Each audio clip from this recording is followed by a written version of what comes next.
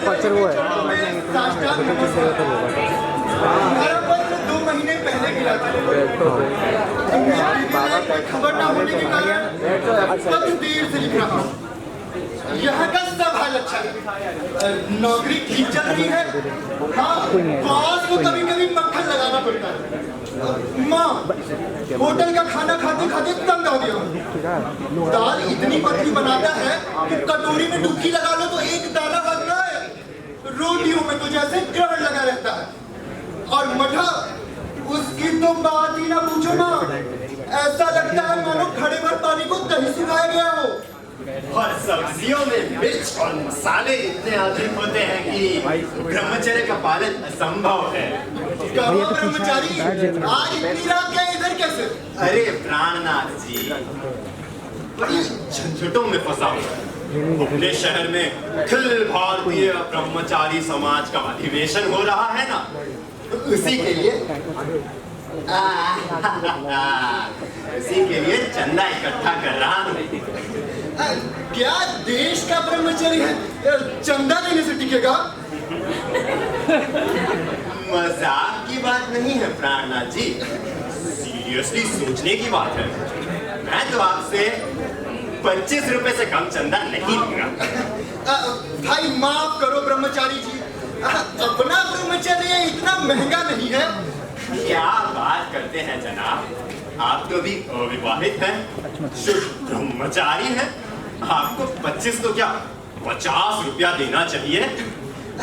अविवाहित हो तो क्या हो गया, विवाह और ब्रह्मचर्य दोनों हमेशा साथ तो नहीं चलते। ओहो प्राणनाथ जी, आप जैसे पढ़े लिखे लोग जब मेरी बात का महत्व नहीं समझते तो और कौन समझेगा। हे प्रभु, इस देश को पतन से बचाओ। अरे कौन है? मैं हूँ धन्नामल। नाम से तो रईस मालूम होता है, गृहस्थ है या ब्रह्मचारी? अरे ब्रह्मचारी जी, आपको तो पीलिया की रोगी की तरह हर कहीं ब्रह्मचारी ही दिखाई देते हैं। धन्नामल ब्रह्मचारी नहीं है, उसके तो 12 बच्चे हैं, पूरी फुटबॉल टीम, एक एक्स्ट्रा भी।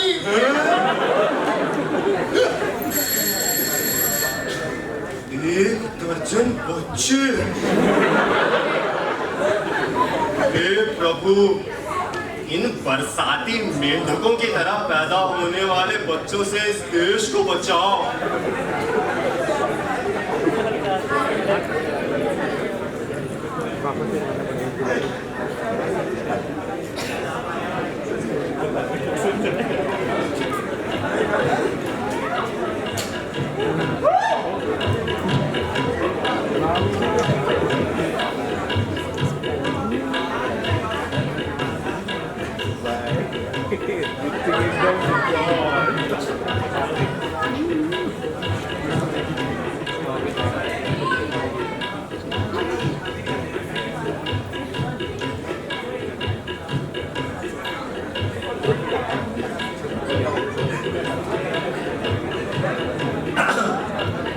क्यों जनाब, आपके 12 बच्चे हैं?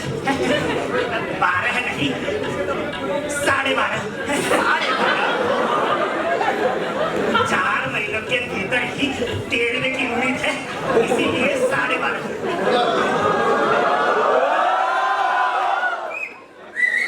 अब देखिए ब्रह्मचारी जी, जहाँ ऐसे धन्नामल जैसे लोग जीवित हैं, वहाँ आपके ब्रह्मचर्य की चर्चा कौन सुनेगा? ओहो, अब सुना नहीं जाता। अखंड ब्रह्मचारी भीष्म पितामह के देश में सब क्या हो रहा है? वाह ब्रह्मचारी जी, आपको तो सिर्फ भीष्म पितामह का ही उदाहरण याद रह गया। अरे उस धृतराष्ट्र को भी तो याद हो।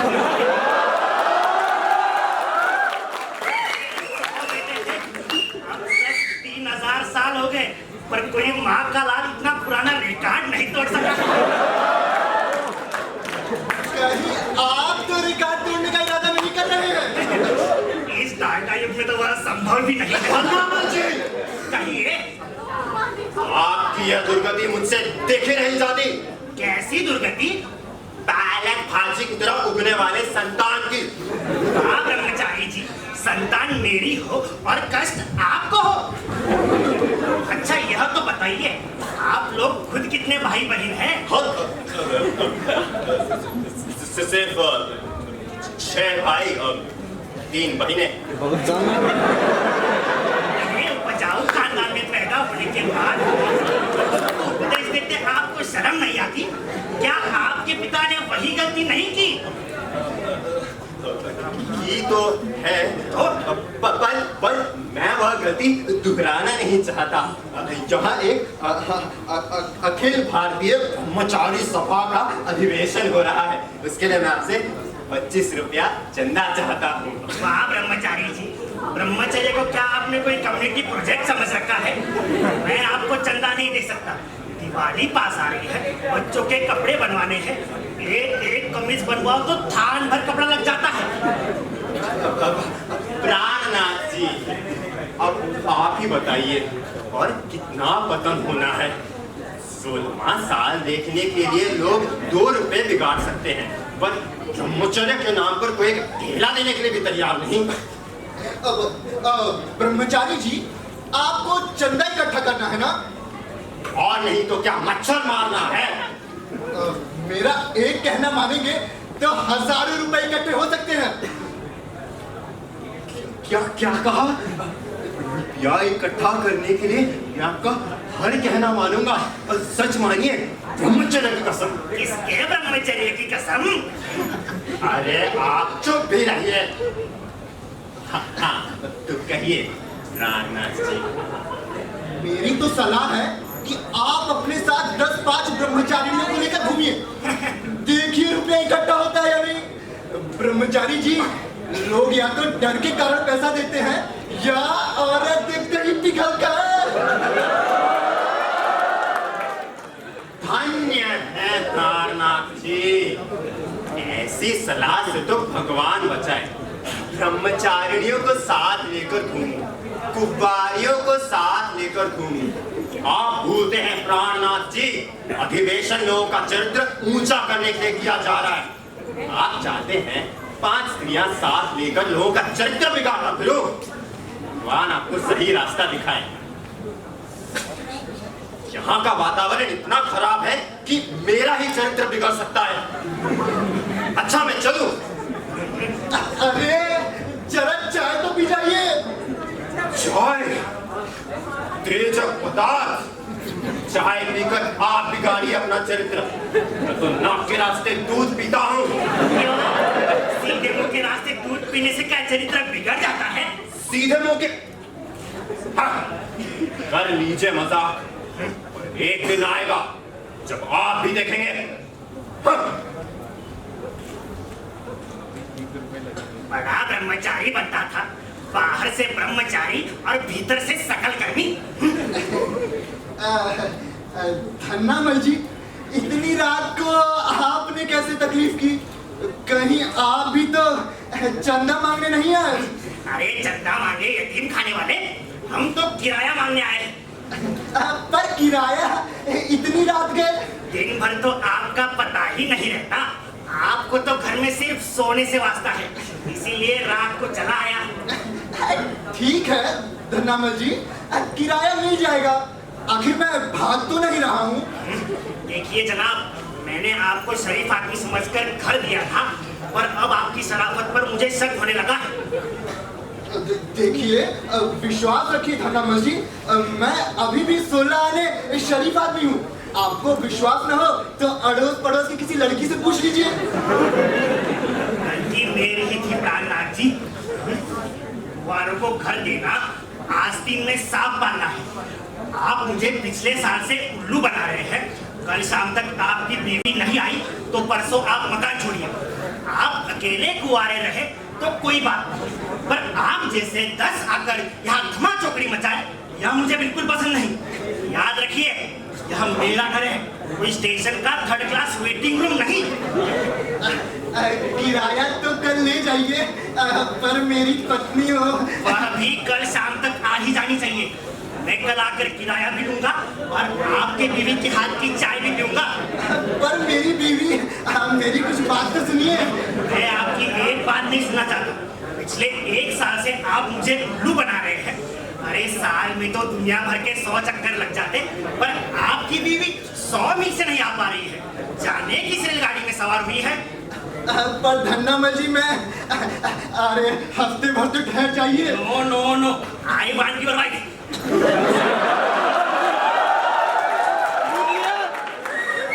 शाम तक आ जानी चाहिए, तो मेरे दर्जन भर बच्चे आपका सामान उठाकर सड़क पर फेंक देंगे।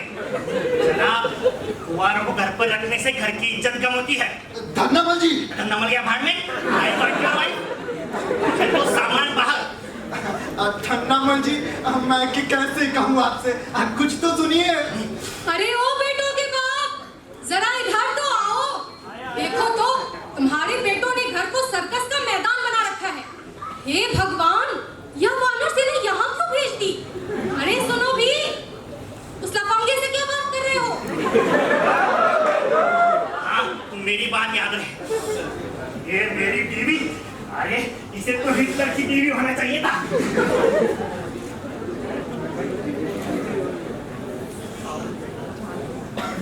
हे प्रभु, अब औरत कहाँ से लाऊं, या मैं खुद औरत बन जाऊं? हे भगवान, मकान लेने के लिए मैंने झूठ कहा था, अब वही मुसीबत बन गया। हे प्रभु, कहीं से एक औरत भेजो।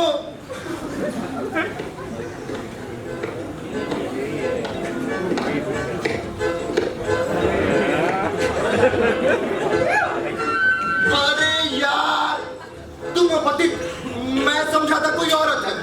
अच्छा, तो इतनी रात गए, तुम्हारे यहाँ स्त्रियां भी आती जाती रहती हैं। और देखो प्राणनाथ, मेरा पूरा नाम लिया करो, पतित पावन शर्मा। या क्या पति पति लगा रखी है? अच्छा भाई पति, तुम्हें पति पावन ही कहूंगा। पर मेरा एक काम करो, बड़ी मुसीबत में फंस गया हूँ। अरे तुम इतना घबरा क्यों रहे हो? क्या बात है, साफ साफ कहो। दूसरों का उद्धार करना ही तो अपना बहाना है। तो मेरा काम करोगे ना? काम तो बताओ। पहले हाँ कहो। बिना काम जाने, अरे कुछ तो कहो। कहीं से एक औरत लाओ। अरे अजीब हो, औरत क्या राशन कार्ड पर निकली है कि अपना फोटो है? जूते खिलवाने का इरादा है क्या?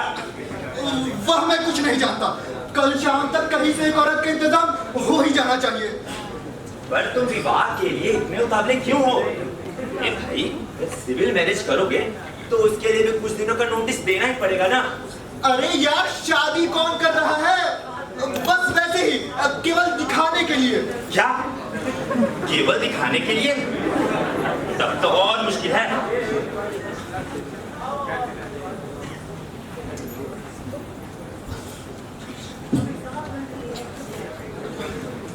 नहीं भाई, यह काम अपने से नहीं हो सकता।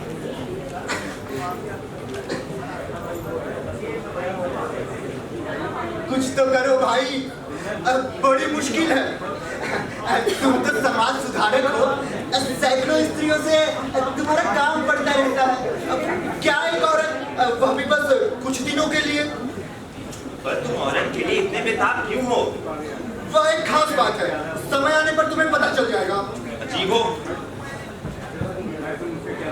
अच्छा, विधवा से काम चल जाएगा क्या? अरे बाबा, बाल बच्चों वाली हो तो भी काम चल जाएगा। ठीक है, तो मैं कोशिश करता हूँ। और प्राणा, मैं तुमसे यहाँ एक खास बात कहने आया था। कहो। ये जो पड़ोस की रंजना से तुम प्रेम व्यवहार कर रहे हो ना, वो अच्छा नहीं है। इससे समाज पर बुरा असर पड़ता है और उस पड़ोस के बच्चे भी करते हैं। मुझे तो सबसे पहले तुम्हारे उद्धार की जरूरत महसूस हो रही है। और अपनी बात क्यों नहीं कहते? उस दिन तुम्हें जमादारी को नहीं छेड़ रहे थे? अरे यार, मैं छेड़ कहाँ रहा था? हाँ, मैं तो चित्रधार कर रहा था। अच्छा, तो अछूतोद्धार करने के लिए भी तुम्हें जवान जमादारी नहीं मिली? खैर छोड़ो, कुछ जमा या नहीं उसकी खबर कल सुबह दूंगा। हो सके तो आज ही करना।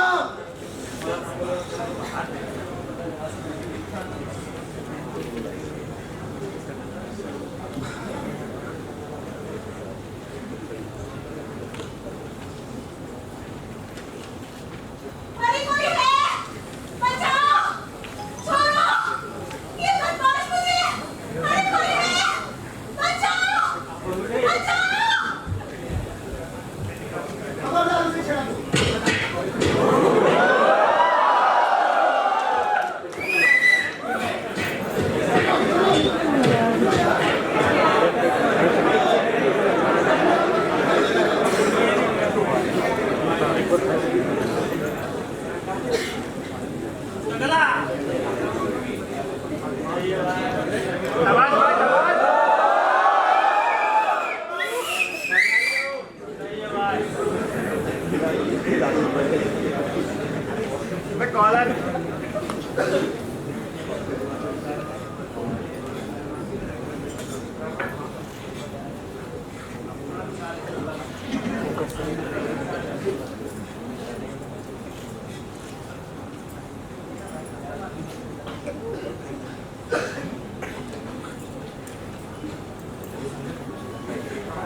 यदि आज आप ना होती तो इन लोगों के हाथों न जाने मेरी क्या दुर्गति होती।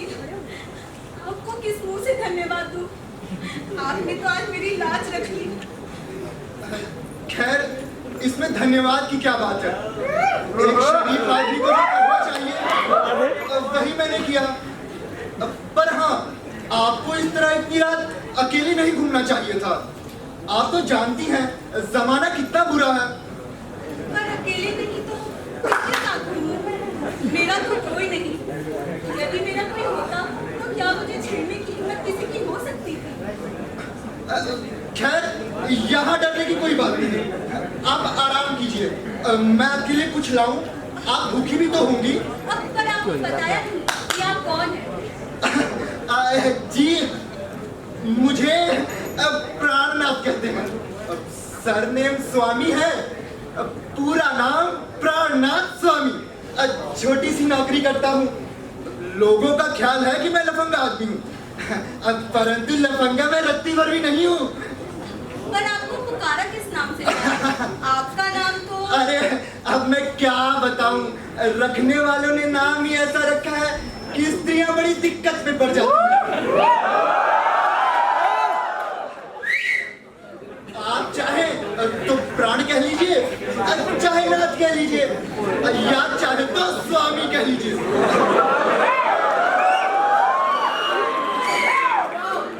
या इसके बाद भी दिक्कत होती हो तब कुछ मत कहिए। अब और कौन सी मुसीबत है भाई?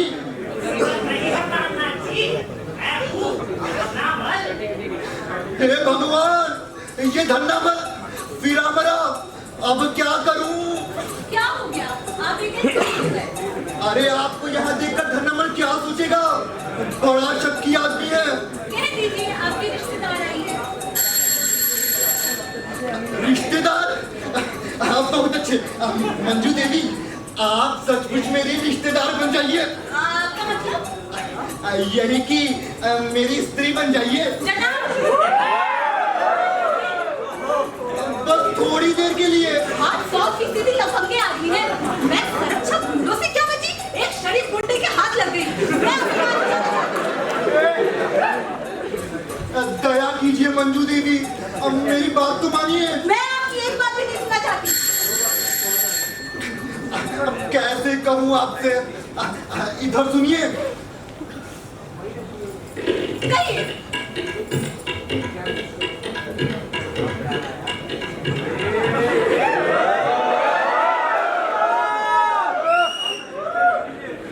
अच्छा, तो यह बात है। आपने पहले क्यों नहीं कहा? आपने मौका ही कहाँ दिया। अब मंजू देवी, आप भीतर चलिए। पिघल गई।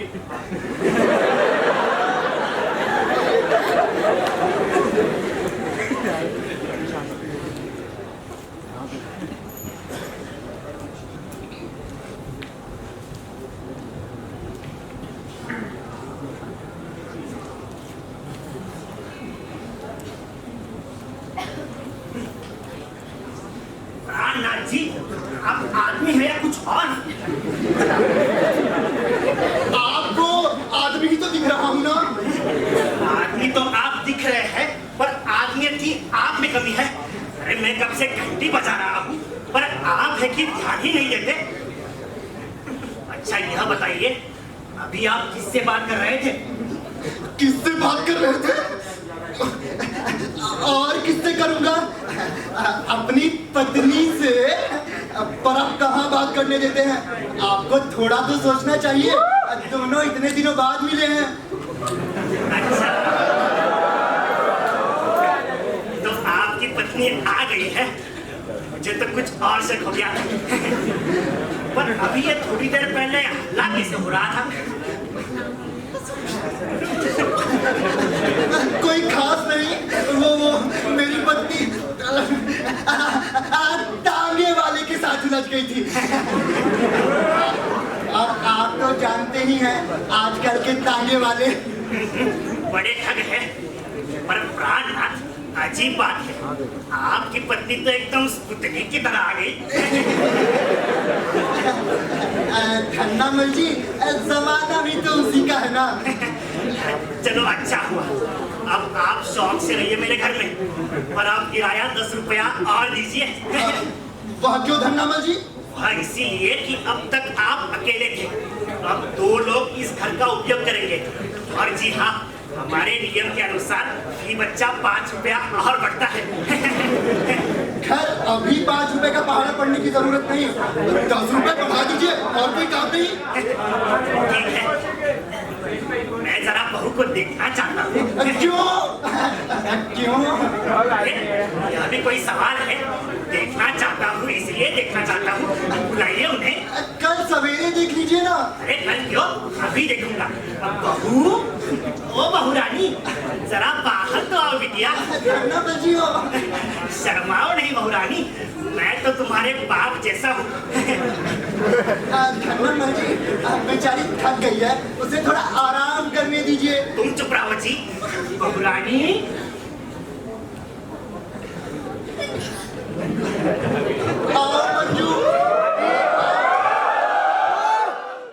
इनसे शर्माओ नहीं, ये अपने घर मालिक है। धन्नामल जी,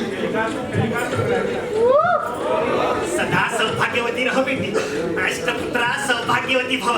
क्या कहा? अष्टपुत्रा? My God!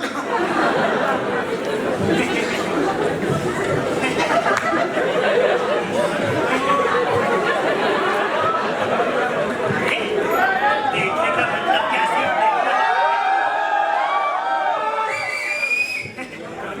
देखने का मतलब क्या सिर्फ देखना होता है?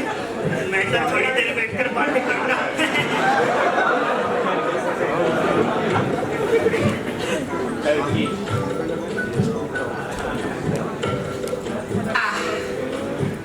और बिटिया, तुम्हें रास्ते में कोई तकलीफ तो नहीं हुई? जी नहीं, बिल्कुल नहीं। और बिटिया, तुमने कुछ खाया या नहीं? जी खा लो। इस ब्रह्मचारी के आश्रम में क्या धरा है जो खाओगी? यहाँ खड़े खड़े क्या ताक रहे हो? क्या भर करना आता है, पर बीवी से निर्वाह कैसे किया जाता है, इसकी गोली बार कर ले। अरे जा, किसी हलवाई के यहाँ से कुछ ले आ। पर इस समय इस समय नहीं तो और किस समय? जा, बोला कि यहाँ से कुछ ले आ। बहू रानी, इस लड़के का तो विचित्र हाल है, बिल्कुल बेपरवाह। अरे अभी तक गया नहीं? अच्छा बाबा, जाता हूँ।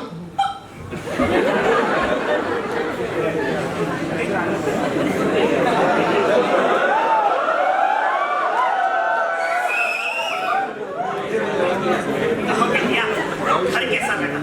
पूरे मोहल्ले में इससे अच्छा और सस्ता घर नहीं मिल सकता। क्यों, अच्छा लगा ना घर? जी हाँ, अच्छा है। अरे अभी क्या अच्छा लगेगा? घर की असली रौनक तो बाल बच्चे हैं। जिस घर में बच्चों की किलकिल लगी उसे मसानी समझो। जब तुम्हारे भी बाल बच्चे होंगे ना। मेरे बाल बच्चे? धन्नामल जी, मैं तो। अरे बिटिया, क्या होने के बाद बाल बच्चे होते क्या देर लगती है? और बिटिया, घर पर सबकी तबीयत तो ठीक है? जी घर पे जी हाँ सब तंदुरुस्त है। पर प्राण तो कह रहा था कि उसकी माँ की तबीयत खराब है। माँ की तबीयत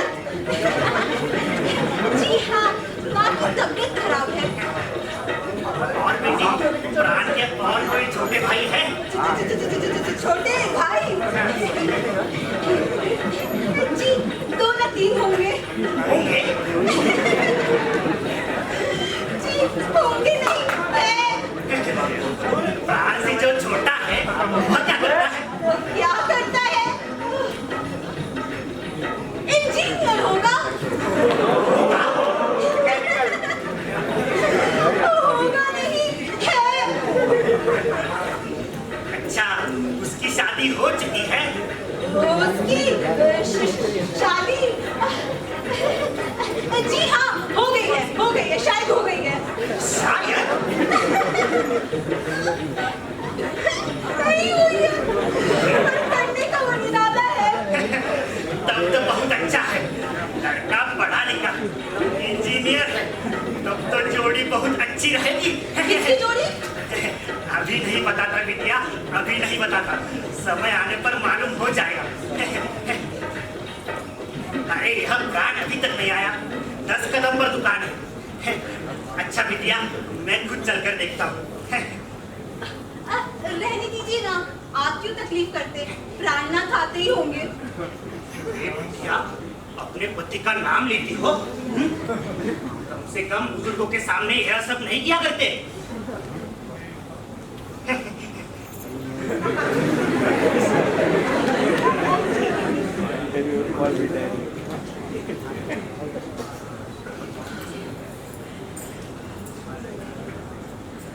हे भगवान, ये नाटक कब तक चलता रहेगा?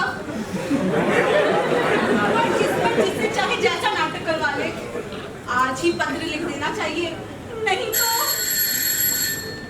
जाने आप कौन सी नई मुसीबत है।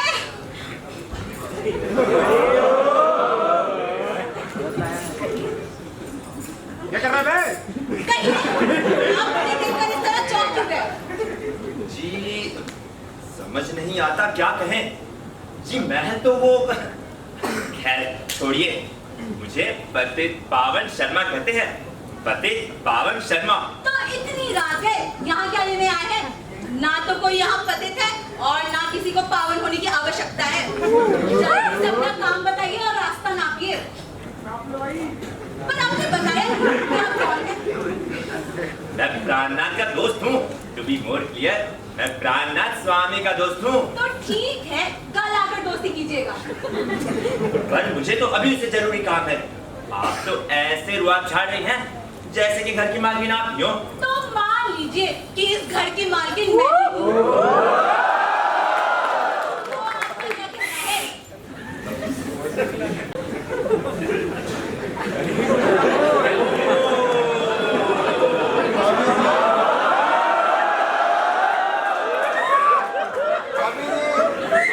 तो ऐसी बात है। फिर तो मैं कुछ कह ही नहीं सकता।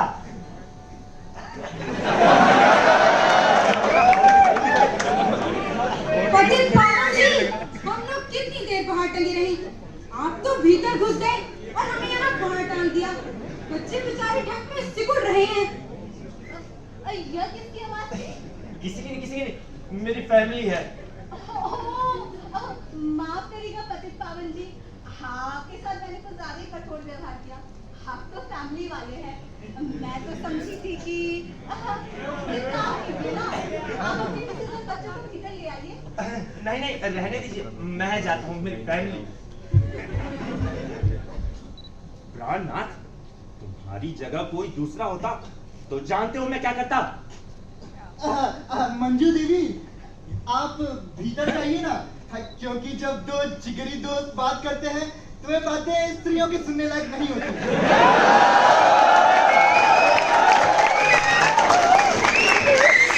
अरे पतित जी, आप चाहे तो रात भर बातें कीजिए, पर अपनी फैमिली को तो अंदर ले आइए। नहीं मैं जाता हूँ, मेरी फैमिली।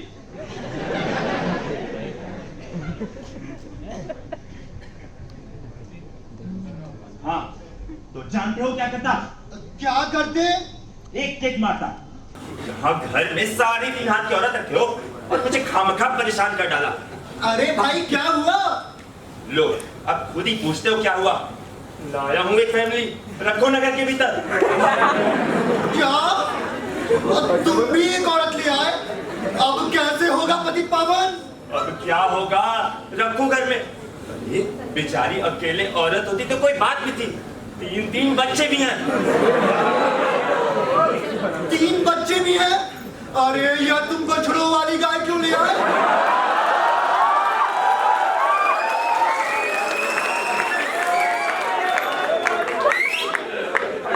जो भीड़ खड़ी है वही तो नहीं?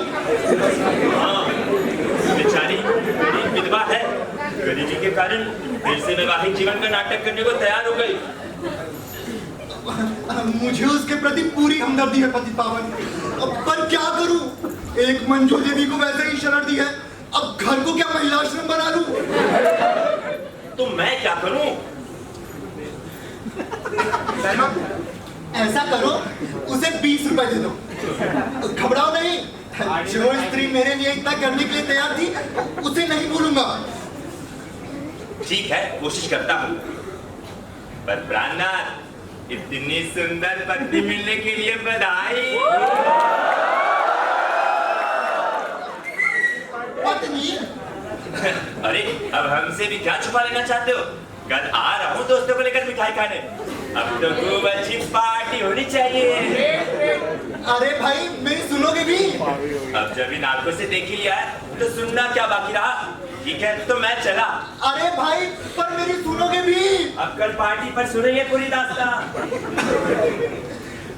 या खुदा क्या मुसीबत है, अब तुम ही सहारा हो। ये पति पावन न जाने क्या आग लगाता है।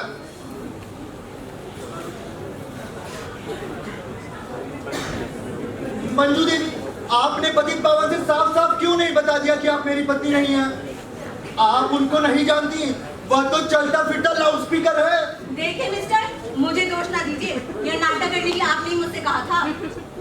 अरे पर वह तो मैंने सिर्फ धन्नामल के सामने करने के लिए कहा था, आपने तो सभी के सामने शुरू कर दिया। अब मैं यहाँ किसे पहचानती हूँ, और कोई भी मुझे यहाँ देखेगा वह तो यही समझेगा ना कि या तो मैं आपकी पत्नी हूँ या फिर भगाकर लाई गई औरत हूँ।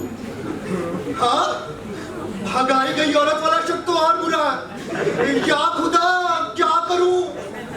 इसी बीच कहीं अगर रंजना आ गई तो और मुसीबत है। यह रंजना कौन है? गर्लफ्रेंड। अरे वही, जिससे मैं ब्याह करना चाहता हूँ।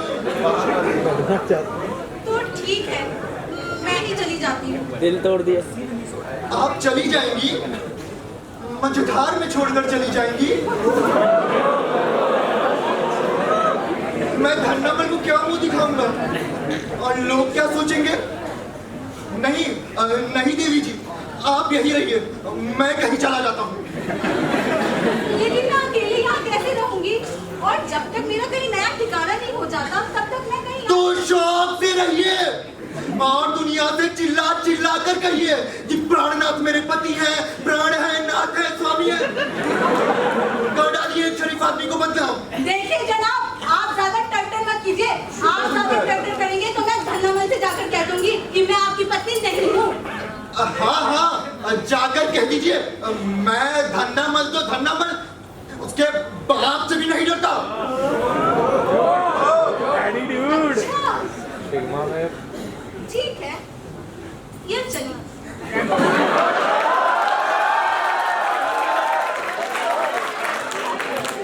अरे रे, ऐसा नटमट कीजिए देवी जी, रहिए, शौक से रहिए। आप गए रास्ते पर। अच्छा जाकर सो तो जाइए उस कमरे में, मैं जाता हूँ किसी सराय में रात काटने। बाहरी जिंदगी, होटल में खाना, सराय में सोना और अस्पताल में मरना। अरे जाइए ना, मेरा होल्डर लाइए, उस कमरे के कोने में पड़ा है। मेरे कारण आपको बहुत तकलीफ हो रही है ना? हो रही है तो हो रही है।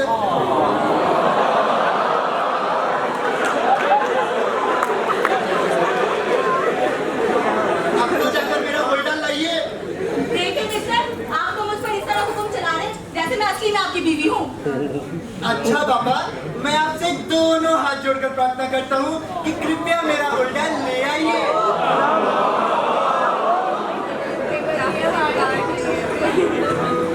हे प्रभु, इतनी दया करो कि यहाँ रंजना ना आने पाए।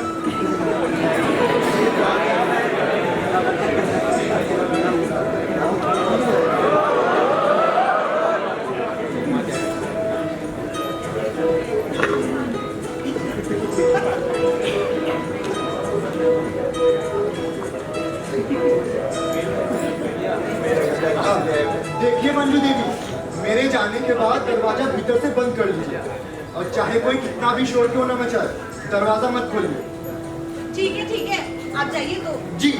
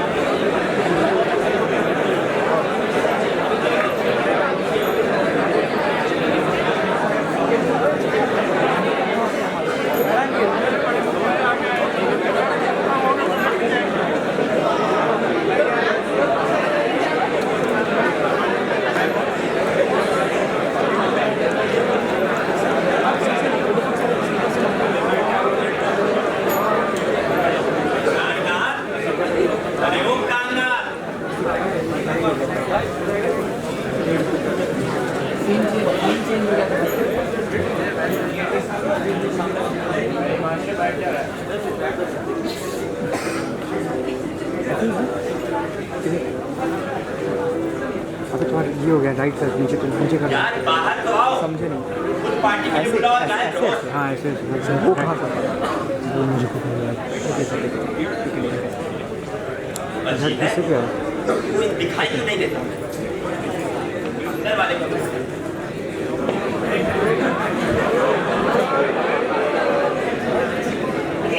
हाँ सही हो गया।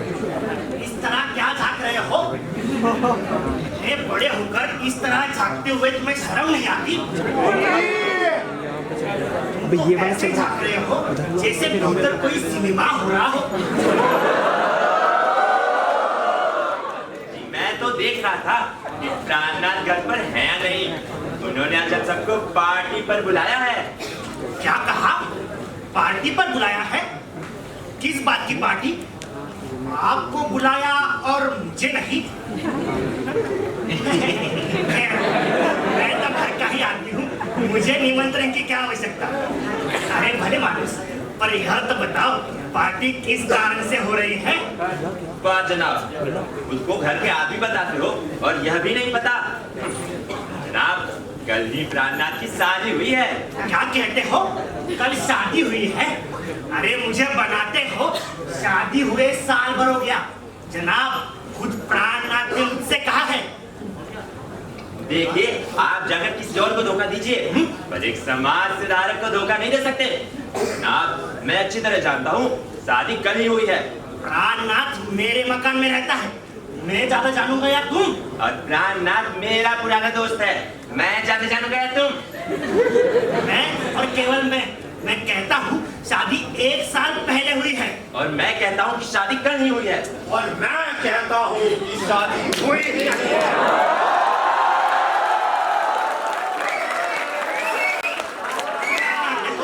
शादी नहीं हुई है? हाँ ब्रह्मचारी जी, आप जरूर भांग पीकर आए हैं। ये कहानी झूठ बोलते हुए आपको कुछ लगता नहीं? अरे ये तो नाम के ब्रह्मचारी हैं। तुम ब्रह्मचारी हो तो बने रहो, पर दूसरों की शादी होती है तो तुम्हें क्या जलन होती है? और जब किसी का घर बसता है तो आपके पेट में क्या कोई ऐंठन होती है? पतित जी, पतित नहीं, पतित पावन। इसी प्रकार सेठ धन्नामल जी। हाँ तो पतित पावन ही सही। मैं कह रहा था, हाँ, इन बातों से मेरे पेट में नहीं आत्मा में ऐंठन होती है। विवाह से पहले पुरुष और स्त्री का संबंध अनर्थ है, घोर अनाचार है पतित जी। फिर वही पतित, पतित पावन कहने में क्या आपका ब्रह्मचर्य नष्ट हो जाएगा? देखिए ब्रह्मचारी जी, आप अपने दिमाग से गलतफहमी को निकाल डालिए। कल ही प्राणनाथ का ब्याह हो चुका है। और भी सुनिए ब्रह्मचारी जी, अधिक ब्रह्मचर्य करते करते आपका दिमाग गर्म हो गया है। आप जाकर शादी कर लीजिए, दुरुस्त हो जाएगा। इस मकान का मालिक मैं हूँ या तू? मैं तो अपने किराएदारों की जन्म तिथि तक जानता हूँ। तुम तो विवाह की बात कर रहे हो। प्राणनाथ शादीशुदा है, मंजू उसकी पत्नी है, और तो और मैं अपने बड़ी लड़की के संबंध उसके छोटे भाई से तय करने जा रहा हूँ। देखिए जनाब, प्राणनाथ अब मेरा रिश्तेदार होने वाला है। उसके खिलाफ मैं कोई बात नहीं सुनना चाहता, फिर चाहे वो ब्रह्मचारी हो चाहे व्यभिचारी। वह मैं कुछ नहीं जानता, पर मैं अभी पूरे विश्वास के साथ कह सकता हूँ कि प्राणनाथ विवाहित नहीं है। अरे मैं अपने अखंड ब्रह्मचर्य की शपथ खाकर कहता हूँ कि दोनों का संबंध अवैधानिक है। तो एक काम करो ब्रह्मचारी जी, गले में एक बड़ा सा ढोल मान लो और हर चौक पर पीट पीट कर चिल्लाओ, प्राणनाथ स्वामी विवाहित है, नाचारी है, पतित है। और इससे भी काम न चले तो आमरण अनशन करो। लोग ट्रांसफर रुकवाने तक के लिए इसका प्रयोग कर सकते हैं। तब तो यह बहुत बड़ा इश्यू है। हाँ, मैं आंदोलन करूं, चाहे सत्याग्रह करूं, चाहे क्रांति करूं, आपको क्या मतलब? पर आप एक बात जान रखिए, मेरे रहते यह अनाचार पनप नहीं सकता। मैं इसे बंद करा के ही रहूंगा। अरे जो कुछ करना है कर लेना, पर तुम भी एक बात का ध्यान रखना ब्रह्मचारी, मेरे रहते हुए प्राणनाथ का कोई कुछ नहीं बिगाड़ सकता।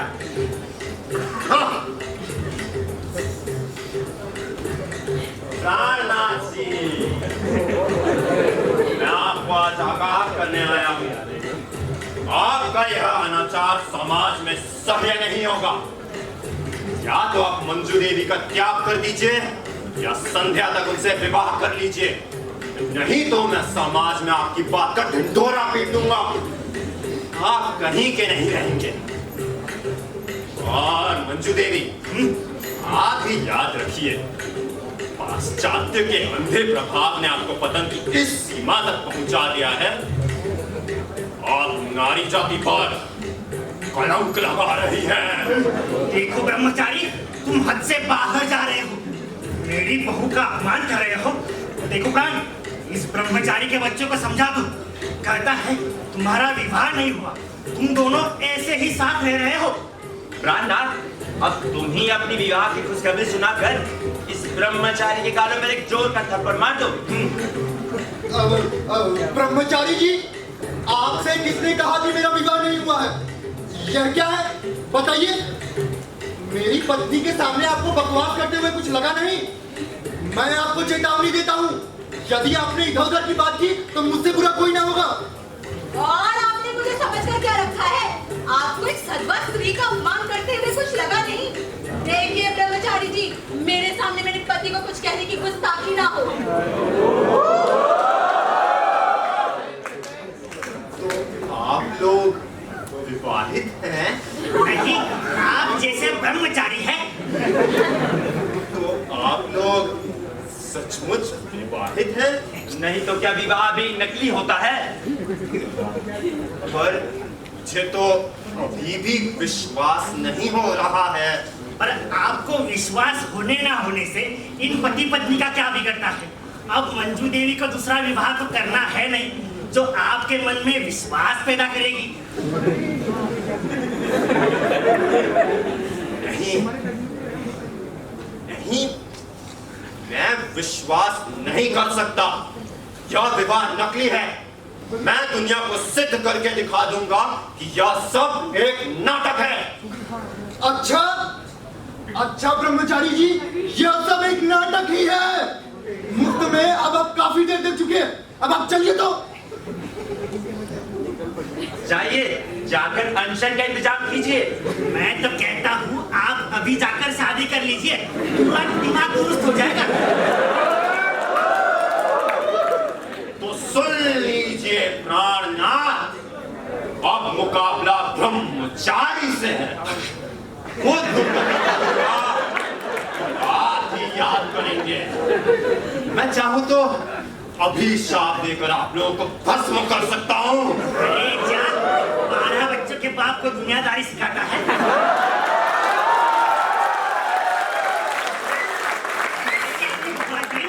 अरे रहने दीजिए धन्नामल जी, मेरे घर को क्या बाल मंदिर बनाना है?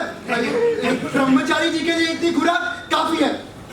मैं जो खुराक दूंगा वो आप भी याद करेंगे। हाँ,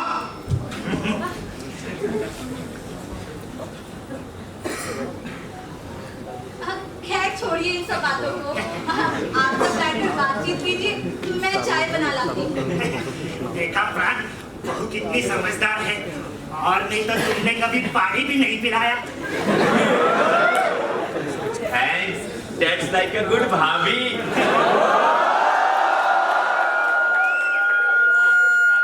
अन्नपूर्णा है।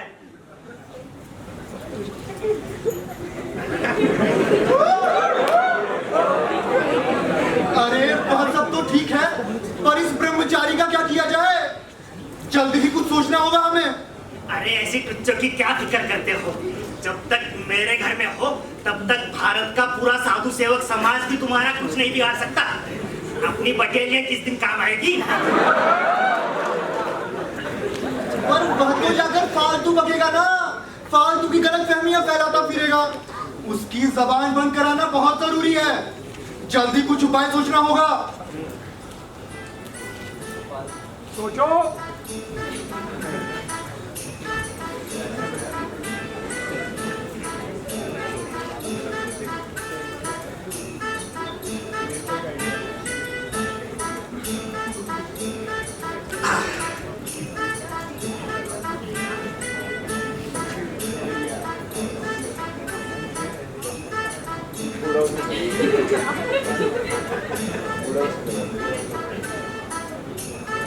मेरी दृष्टि में उसका एक ही उपाय है, उसका ब्याह करा दिया जाए। हाँ, तो आज ही एक सोसाइटी घर इस ब्रह्मचारी के पीछे लगा देता हूँ। आइडिया, भोकट पर कंपनी में काम करने वाली मिस बाटली वाला ठीक रहेगी। वह भी विवाह के लिए बहुत उतावली है। इससे पहले कि वो उसी दफ्तर में किसी चपरासी से ब्याह कर ले, ब्रह्मचारी के साथ उसका गंधर्व विवाह करा दिया जाए। तो मैं आज ही इस मिस बाटली वाला को ब्रह्मचारी के पीछे लगा देता हूँ। इस ब्रह्मचारी का दिमाग दुरुस्त करना वास्तव में बहुत जरूरी हो गया। पर प्राणनाथ, अजीब बात है, आज पार्टी कर रहे हो और अपने मकान मालिक को ही भूल गए। कैसी पार्टी? वाह जनाब, विवाह की पार्टी। और क्या की पार्टी? विवाह की पार्टी?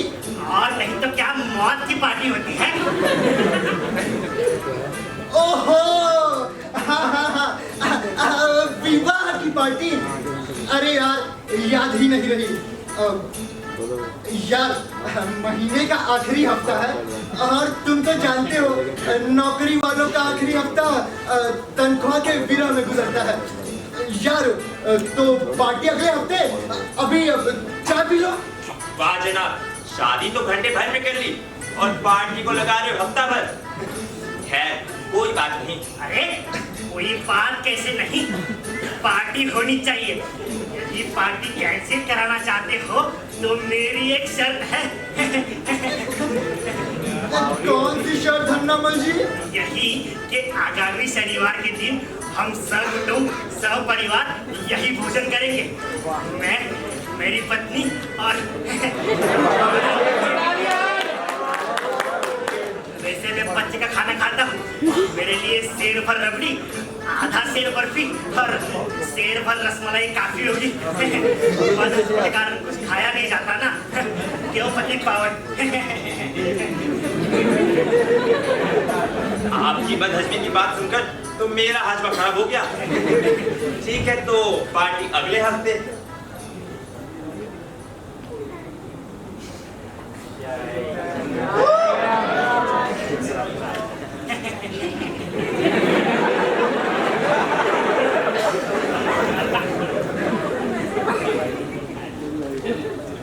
भाभी, रान्ना जैसे मीठे स्वभाव का पति मिलने के लिए बधाई।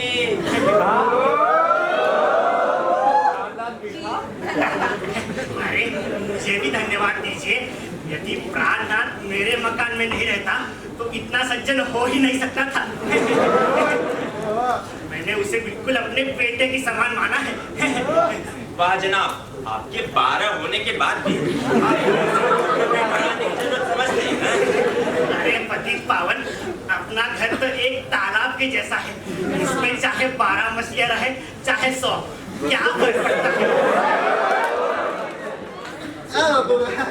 तो पार्टी अगले हफ्ते। और कुछ? क्यों भाई, भगाने का इरादा है? लो भाई, हम भी चलते हैं। और हाँ प्राणनाथ, उस ब्रह्मचारी की फिक्र न करना, मैं किए देता हूँ उसके होश दुरुस्त।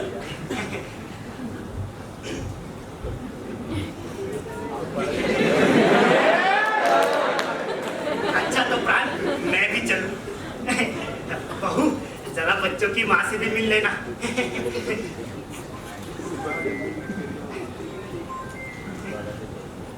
और हाँ बिटिया, बिजली थोड़ा कम जलाया करो।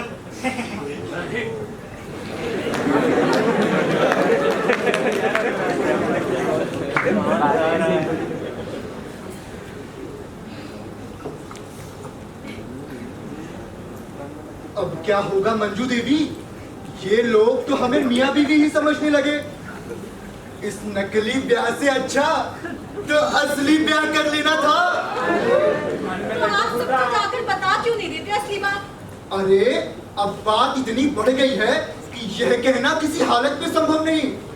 मेरे दफ्तर में भी हल्ला हो गया है कि मैं विवाहित हूँ। अड़ोस पड़ोस वाले भी यही सोचते हैं। इस तरह यह नाटक कब तक चलता रहेगा? अब मैं क्या जानूं? मंजू देवी, आप ऐसा करिए ना, कुछ दिन के लिए कहीं किसी होटल में चली जाइए। मैं कह दूंगा मेरी औरत मायके गई है। नहीं नहीं, यह नहीं हो सकता। मैं होटल में अकेले कैसे रहूंगी? और जब तक मेरा कहीं नया ठिकाना नहीं हो जाता तब तक मैं यहीं रहूंगी। तो ठीक है, आप ही रहिए, मैं ही चला जाता हूँ। और लोग पूछेंगे तो क्या उत्तर दूंगी? कह दीजिए ससुराल गया है। देखिए, फिर वही मजाक। आप मुझसे मजाक करेंगे तो धन्नामल से जाकर कह दूंगी और आपकी पोल खोल दूंगी। तब रहने दीजिए, जैसा चल रहा है वैसा ही ठीक है। विवाह होने से पहले ही मैं विवाह का पेशगी आनंद ले रहा हूँ। अच्छा बाबा, अब मजाक नहीं करूंगा, पर आप यह तो बताइए कि आप कौन हैं, कहाँ से हैं, क्या करती हैं, किसकी लड़की हैं?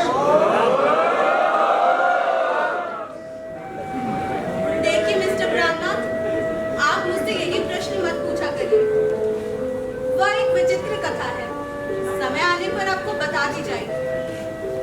अभी के लिए आप बस इतना समझ लीजिए कि मैं आपकी पत्नी होने का नाटक कर रही हूँ, तो मेरे साथ कोई दुर्घटना हुई है।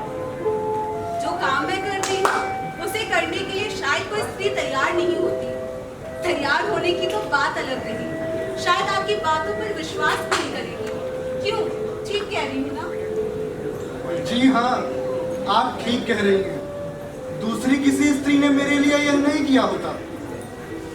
आपने मुझ पर कितना अगाध विश्वास किया है।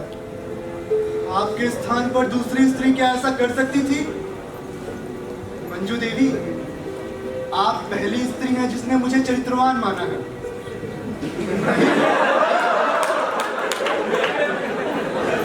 मोहल्ले भर वालों का यही ख्याल है कि मैं लफंगा हूँ। देखिए प्राणनाथ जी, मैंने आप पर इतना विश्वास इसीलिए किया क्योंकि मुझे अपने आप पर पूरा विश्वास है।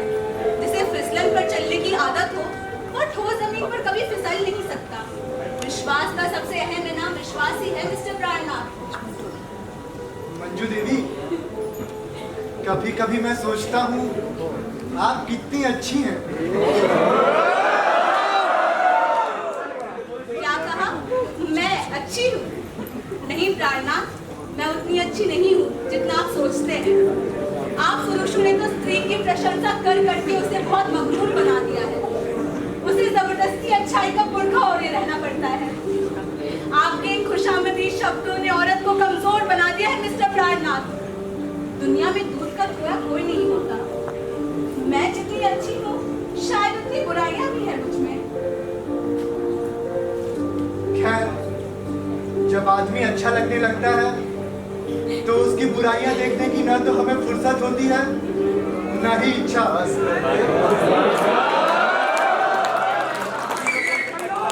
जो अपने होते हैं मंजू देवी, उनकी तो बुराइयों से भी प्यार होने लगता है। आप फिर से प्यार करने की भाषा बोलने लगे। मैं आपसे कितनी बार कह चुकी हूँ कि आप भावुकता में मत बहिए। खैर, आप कहती हैं तो इस भाषा का प्रयोग नहीं करूंगा। अच्छा, मैं जरा बाहर हुआ हूँ। अब बाहर जा रहे हैं तो लॉन्ड्री लकड़ी का भी इंतजाम करते जाइए। खाना कैसे बनेगा? बाहरी किस्मत, लोग असली ब्याह के बाद नॉन तेल लकड़ी के चक्कर में पड़ जाते हैं। ठीक है, जाता हूँ। पर मंजू देवी, आज हलवा बनाइए ना। बहुत दिन हो गए हलवा खाने के लिए जी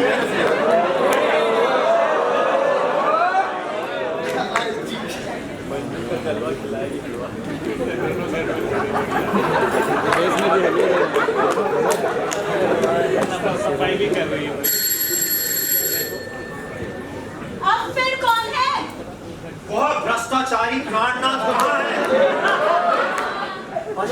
बताइए, कहाँ छिपा रखा है उसे? कौन भ्रष्टाचारी प्राणनाथ? जनाब, वो आप ब्रह्मचारी से अच्छा है। हाँ। मेरे सामने उन्हें भला बुरा ना कहिए। वे घर पे नहीं है, सौदा खरीदने बाजार गए हैं। बाजार गए हैं।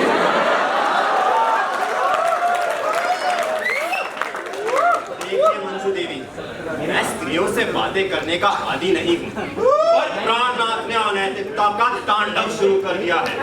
उसके खिलाफ मुझ जैसे ब्रह्मचारी ने कदम उठा लिया है। कदम उठा लिया है। यहाँ क्या सुनाने आए हैं? यही सुनाने आया हूँ कि आज शाम को हम एक सभा कर रहे हैं। उस सभा में प्राणनाथ की पोल खोली जाएगी, और उस समय घर घर आप दोनों के भ्रष्टाचार की चर्चा होगी। समाज भी जान जाएगा कि अब अनैतिक काम करके उसे छिपा लेना सरल नहीं है। उस समय ब्रह्मचारी की आत्मा प्रसन्न होगी। हाँ, कर लीजिए अपनी आत्मा को प्रसन्न। एक काम कीजिए, आप मुझे निमंत्रण दीजिए, मैं खुद आती हूँ सभा में। मंच पर मेरा परिचय भी कराइएगा और समस्त लोगों के सामने भाषण दीजिए। सब आपकी तरफ बेकाम ही तो बैठे हैं। देखिए ब्रह्मचारी जी, दुनिया में नैतिकता अनैतिकता का प्रश्न ही सबसे बड़ा नहीं है। खैर, मुझे उपदेश मत दीजिए, मैं सबको ठीक करके ही छोड़ूंगा। यह धन्यामल उदित पावन है किस खेत की मूली, सबके सब लफंगे हैं। देखिए ब्रह्मचारी, उन्हें गाली मत दीजिए। यही गालियों का खजाना खाली कर देंगे तो सभा के लिए क्या बचा रहेगा। चलिए चलिए, रास्ता नापिए। समय खुद सिद्ध कर देगा कि कौन लफंगा है और कौन चरित्रवान है। चरित्रवान की तो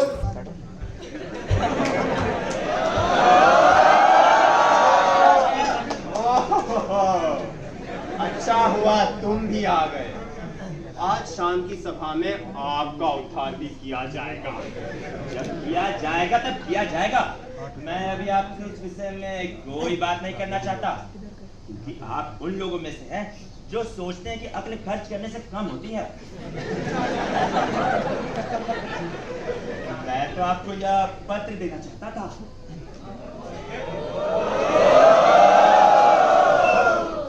इतना रंगीन लिफाफा क्यों ब्रह्मचारी जी?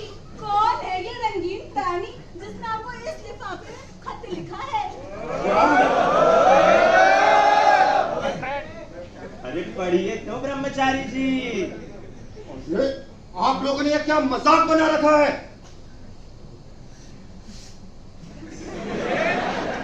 इस पत्र से तो बड़ी मादक सुगंध उठ रही है।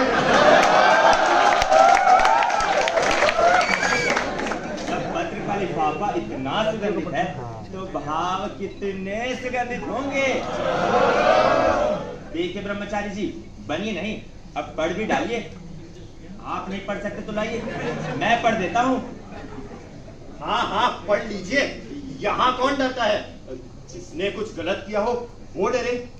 मेरी आत्मा तो गंगा जल की तरह पवित्र है, मुझे क्या डर? तो पतित जी, ब्रह्मचारी जी के रंगीन रहस्य का उद्घाटन हो ही जाए।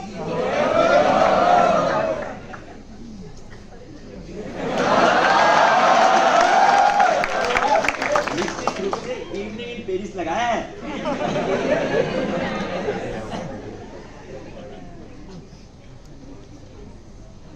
अरे ब्रह्मचारी जी, राष्ट्रभाषा में लिखा है। नहीं तो क्या ब्रह्मचारियों को आंग्ल भाषा में लिखा जाएगा? हाँ तो सुनिए। डियर ब्रह्मचारी, आपका बहुत तारीफ सुनी, हम बहुत खुश हुआ। हम सुना तुम हमको बहुत लव करती, 24 आवर्स हमारा नाम लेती।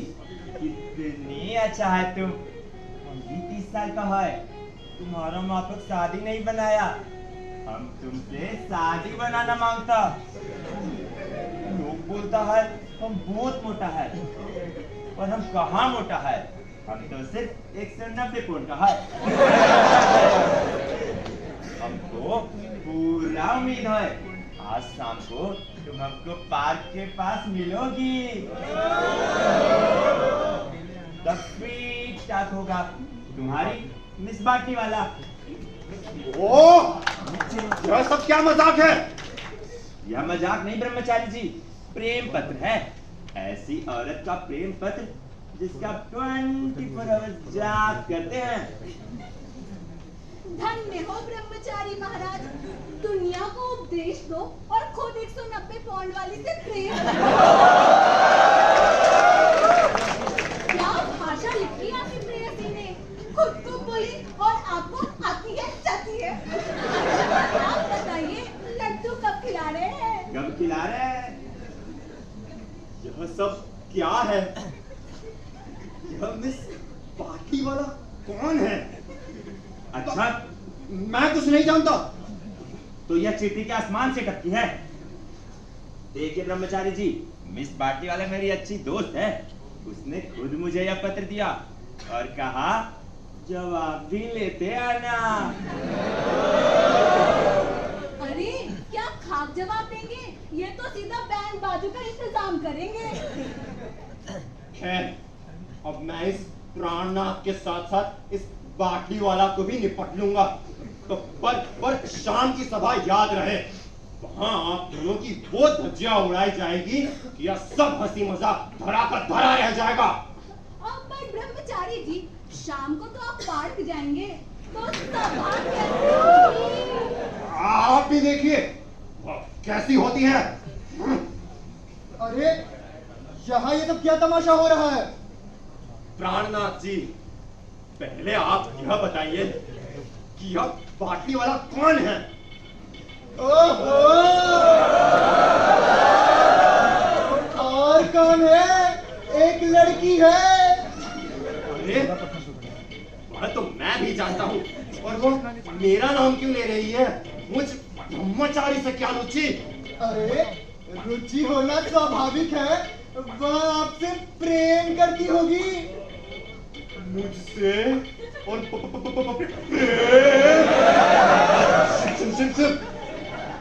ब्रह्मचारी जी, यह सब तो कहने की बातें हैं। प्रेम में पड़ेंगे तो शिव शिव की जगह बाटली वाला करेंगे। आप नहीं जानते ब्रह्मचारी जी, प्यार अंधा होता है, the love is blind। इनका प्यार तो मोटा भी है।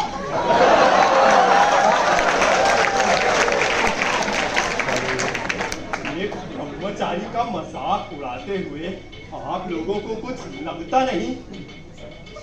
यह पार्टी वाला कहां से धूमकेतु की तरह आ गई और वो मुझे अपना प्रेमी क्यों ठहरा रही है? अरे होगी तभी तो ठहरा रही है। ब्रह्मचारी जी आपके पैतरे की मांग है। अरे नहीं पति जी। अब क्या नहीं ब्रह्मचारी जी, आज शाम की सभा में आपके विवाह की सूचना दे ही दी जाए। विवाह? क्या कह रही है मंजू देवी? मैं कहा 90 पाउंड, वो कहा 190 पाउंड। अरे हमारा प्रेम तो ऐसा है जैसे भैंस को प्रेम टट्टू से हो जाए। आपके प्रति पूरी तरह सहानुभूति है ब्रह्मचारी जी, पर अब क्या करें, हमसे किसी के प्रेम पथ में कंटक नहीं बना जाता। और आपका विवाह तो वैधानिक रूप से हो रहा है, समाचार फैलने वाला है, तब तो हमसे कुछ ना कहा जाएगा। पर मैं तो मर जाऊंगा। अरे प्रेम में मर जाएंगे तो स्वर्ग मिलेगा। ब्रह्मचारी जी आप तो जाकर सभा की तैयारी कीजिए। प्राणनाथ, एक बहुत मोटी औरत आपके घर का पता पूछ रही है। बहुत मोटी है, कील कान की सगी बहन लगती है। ब्रह्मचारी जी इस पार्टी वाला आपके प्यार में यहाँ तक आ गई। बाप रे, पार्टी वाला। और धन्नामल जी आप उन्हें इज्जत के साथ नीचे ले आइए। कहाँ ले आइए? क्या इरादा है? हे प्रभु, अब क्या होगा?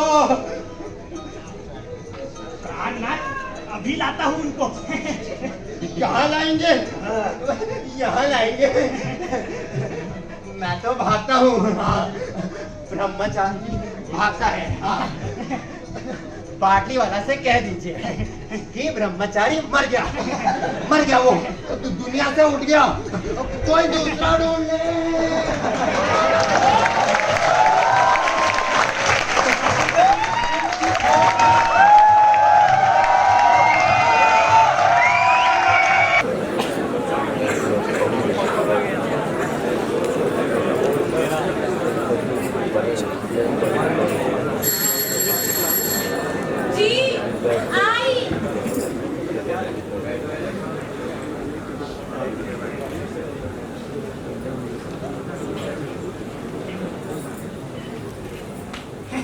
तुम्हारे ससुर आ रहे हैं बिटिया।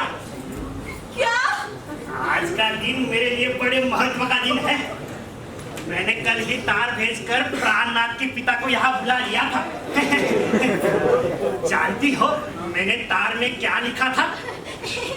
जी नहीं, मैं कैसे जानूंगी कि आपने तार में क्या लिखा था? मैंने लिखा था स्टार्ट इमीडिएटली और नाम लिखा था प्राणनाथ का। इसी का असर है कि वे अभी आ रहे हैं। अच्छा बिटिया, तुम घर को ठीक कर लो, मैं अभी जाकर बच्चों की माँ से कहता हूँ कि सारी तैयारी कर ले। ठीक है, आप जाकर तैयारी कीजिए, मैं भी यहाँ सब कुछ ठीक ठाक कर लूँ। अच्छी बात है।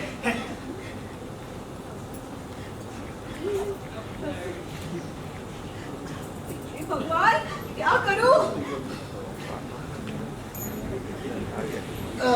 मंजू देवी, अब क्या किया जाए? आपके तो पिताजी आ रहे हैं। पिताजी? हाँ। पिताजी? हाँ। पिताजी? पर क्यों? वो मैंने हड़बड़ाहट में धन्नामल जी से कह दिया था कि आपके एक इंजीनियर भाई भी है, अब वो अपनी बेटी का रिश्ता उसके साथ कराना चाहते हैं, इसीलिए उन्होंने तार लिखकर आपके पिता को यहाँ बुला लिया। अरे पर आपने जबरदस्ती मेरा क्यों एक भाई खड़ा कर दिया? आपको पता नहीं मेरा एक भी भाई नहीं, ना आगे ना पीछे। अरे तो इसमें इतना घबराने की क्या बात है? जब आप एक नकली बीवी बना सकते तो नकली भाई बनाना कौन सी बड़ी बात? अरे नकल की भी तो हद होती है। नकली भाई, नकली बीवी, अब आप कहेंगी नकली बच्चे भी। इस वैज्ञानिक युग में तो यह भी असंभव नहीं। अरे मंजू देवी, रंजना के पिताजी का भी कुछ कीजिए। वह भी रंजना का रिश्ता लेकर मुझसे मिलने आने का मन बना रहे थे। या खुदा, क्या करूं? अब मैं क्या इंतजाम कर सकती हूँ? अच्छा ठीक है, मैं जल्दी से जल्दी पिताजी को वापस भेजने का प्रबंध करूंगा, पर भगवान के लिए इतना कीजिए कि घर के भीतर ही बैठी रहिए, बाहर ही मत निकलिए। अरे वाह, इसका मतलब मुझे घर में ही क्या डराना होगा। मंजू देवी, जब अभी तक आप नकली पत्नी होने का नाटक कर सकती थी, तो थोड़ी देर तक कैद खाने का नाटक भी सही। अच्छा, मैं कुछ सामान ले आऊं। अरे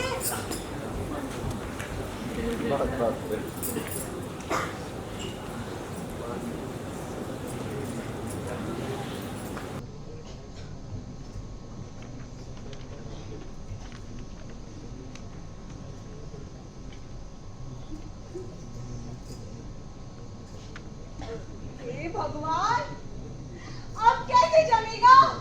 अरे सब जम जाएगा बिटिया। अच्छा बिटिया, तैयारी तो सारी हो चुकी है, पर यह तो बताओ प्राणनाथ के पिताजी मिजाज के कैसे हैं? मिजाज के? हाँ। जी थोड़े चिड़चिड़े हैं, पर दिल के बहुत अच्छे हैं। कहने का मतलब उनका मिजाज मेरे जैसा ही है। तब तक कोई दिक्कत नहीं। और बिटिया, दहेज वगैरह के मामले में? दहेज के मामले में जी बड़े उदार हैं। उन्हें तो अपनी लड़की का ब्याह कराना है, व्यापार थोड़ी करना है। तब कोई चिंता नहीं। वैसे मैं दहेज वगैरह से डरता नहीं। भगवान ने 6 लड़के 6 लड़कियां दी है। लड़कियों के ब्याह में जितना दूंगा उतना लड़कों के ब्याह में वसूल कर लूंगा। लेना देना बराबर। शायद प्राणनाथ के पिता आ गए। पर इतनी जल्दी? शायद सरप्राइज विजिट की होगी। मैं भीतर जाती हूँ, खाने पीने का इंतजाम कर लूँ, आप बैठकर बातचीत करें। अरे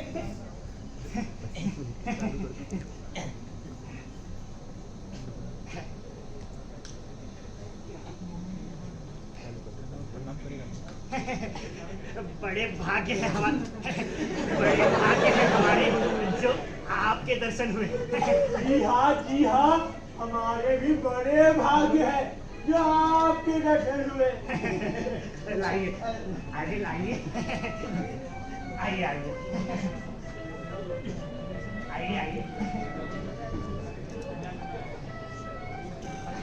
बैठिए।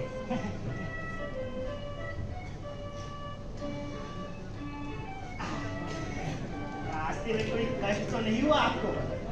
जैसे आजकल की गाड़ियों की भीड़ का कुछ मत पूछिए। गाड़ियों की भीड़ देखकर ऐसा लगता है मानो एक सांप पर हजारों चींटियां चिपक गई हो। जी हाँ, ये रेलगाड़ियाँ इन्हें तो आप पर लोग वहाँ की समझिए। वैसे प्राणनाथ कहाँ है? बाहर गए हैं, आते ही होंगे। कुछ काम हो तो मुझसे कहिए ना, मैं हाजिर हूँ। प्राणनाथ तो आपका कहना मानता है ना?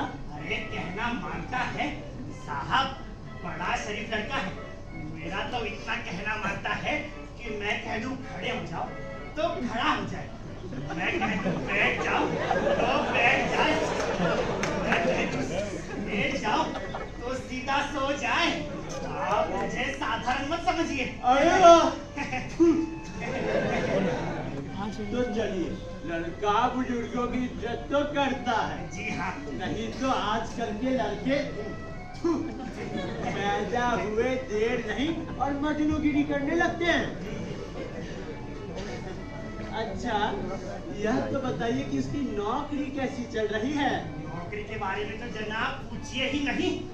200 रुपया महीना पाता है, पक्की नौकरी है। ऊपरी आमदनी वाली जगह है, पर यह है कि ऊपरी आमदनी की तरफ देखता भी नहीं। क्या कहा?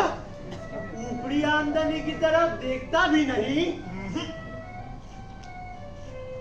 अरे साहब, आजकल ऊपरी आमदनी ही तो असली भीतरी आमदनी है। तनख्वाह तो लोटा भर पानी है, प्यास बुझाने के लिए भी काफी नहीं। बढ़िया ऊपरी आमदनी, इसे तो त्रिवेणी संगम समझिए। अथाह पानी, बहता हुआ पानी, आजकल की दुनिया में तनख्वाह नहीं देखी जाती है तेरा ऊपरी आमदनी। मैं खुद प्राणनाथ से कहूंगा, बेटा ऊपरी आमदनी को ठुकराना अच्छा नहीं, हमेशा दुनिया के साथ चलो। दुनिया बेईमानी करे और तुम थोड़ी ईमानदारी करो तो तुम्हें कोई ईसा या गांधी कहकर पूजने वाला नहीं है। और जब लड़का इंजीनियर हो तब तो ऊपरी आमदनी का क्या कहना।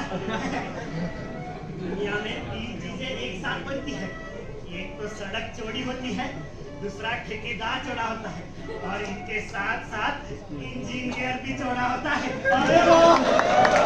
ये PWD अंधेर है साहब। आप राजी ही दिखाई देते हैं। जी हाँ, लड़का लड़की दोनों एक दूसरे को पसंद करते ही हैं। भला मियाँ बीबी राजी हो तो मैं काजी बनकर क्यों बुराई बोलूं। प्राणनाथ को आने दीजिए, रिश्ता तय है। आप कितने उदार हैं। नहीं तो रिश्ता तय होने में कितनी झंझटें होती हैं। आपको किस मुंह से धन्यवाद दूं। मैं अभी जाकर बच्चों की माँ से कहता हूँ कि रिश्ता तय है। तो लड़के की माँ भी जिंदा है। तो माँ लड़के के 1 दर्जन भाई बहन भी जिंदा है। चलो एक बहुत बड़ी जिम्मेदारी से छुट्टी मिली।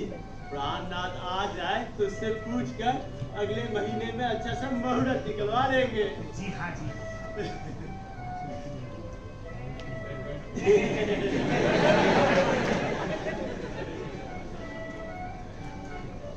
अरे जब आपके 12 है तो फुर्सत से ही देखूंगा। हमको तो लड़के से मतलब है, लड़का अच्छा है फिर क्या। जी हाँ।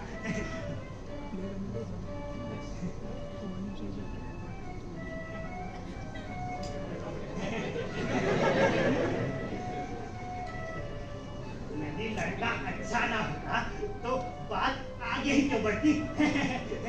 जी जी, ये तो आपने बिल्कुल सही कहा। जी हाँ। अब थोड़ी बहुत दहेज के बारे में भी बातचीत हो जानी जरूरी है। आपका दहेज के बारे में क्या ख्याल है?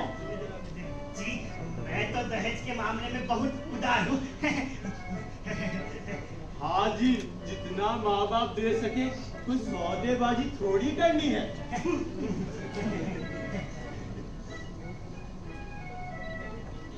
आपके और मेरे विचार कितने मिलते हैं। अब दो खानदान मिल रहे हैं तो चलिए, दहेज की कोई झंझट नहीं। अरे बेटा, जाते कहाँ हो? जरा अपने पिता को तो प्रणाम करो। क्या कहा? पिता? ओह अच्छा, अरे ससुर पिता के ही समान होता है। नहीं बेटा, पहले अपने पिताजी को प्रणाम करो। पिताजी, मैं तो धन्नामल हूँ। मैं तो अपनी लड़की का रिश्ता आपके लड़के से तय करने जा रहा था। जी हाँ, ये तो धन्नामल है, हमारे घर मालिक। मैं तो समझा था ये आपके पिताजी हैं। ये तो ऐसी बातें कर रहे थे मानो आपके असली पिताजी फीके पड़ जाए। खुद तो ऐसी बातें कर रहे थे जैसे आप खुद प्राणनाथ के पिता हो। थूक कर सारा घर खराब कर दिया। प्राणनाथ, इनके जाते ही पूरे घर में DDT छिड़कवा देना। आप दोनों गलत फहमी में पड़ गए। चक्कर ही कुछ ऐसा है कि हर काम नकली हो रहा है। पिताजी आते होंगे, गाड़ी लेट है। आप तो रंजना के पिता हैं। रंजना के हो चाहे खंजना के पिता हो, मुझे तो आपके पिता से मतलब है। फालतू टाइम खराब हो गया। ठीक है भाई, मैं ही गलत फहमी में पड़ गया था। तो ठीक है, मैं मुहूर्त निकलवाता हूँ। किसका? आपका नहीं, इनका।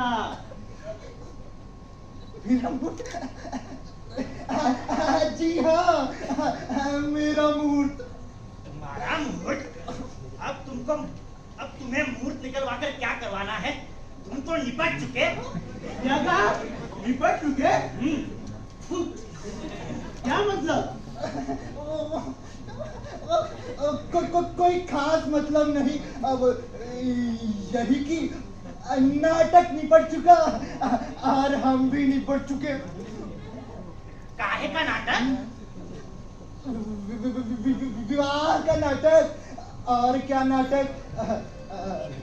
छन्नामल जी, आपके साथ भी तो यह नाटक हुआ था ना?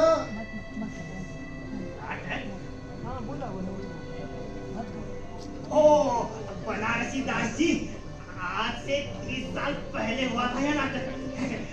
क्या रंगीन नाटक था जनाब। बुढ़ा बनो, घोड़ी पर चढ़ो, फौज पटाखों के साथ बारात में चलो, बात बात पर रूठो, सास मनाए ससुर मनाए, आय हाय याद मत दिलाओ प्राण।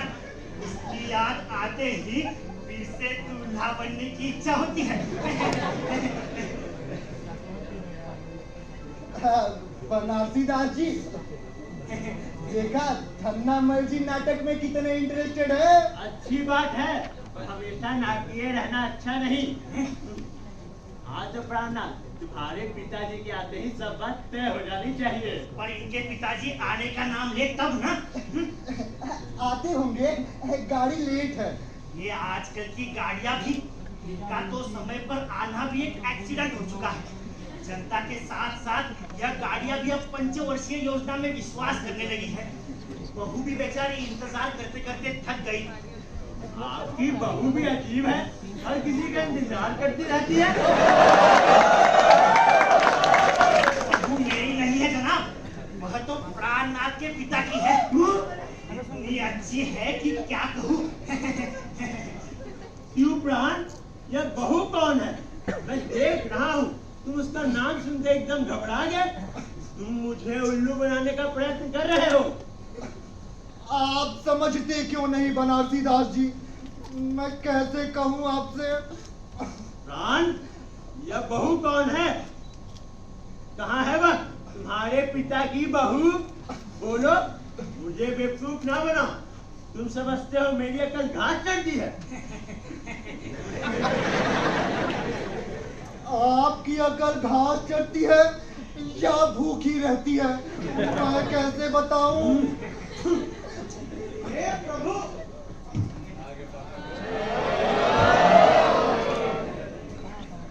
ये गाड़ियों की भीड़।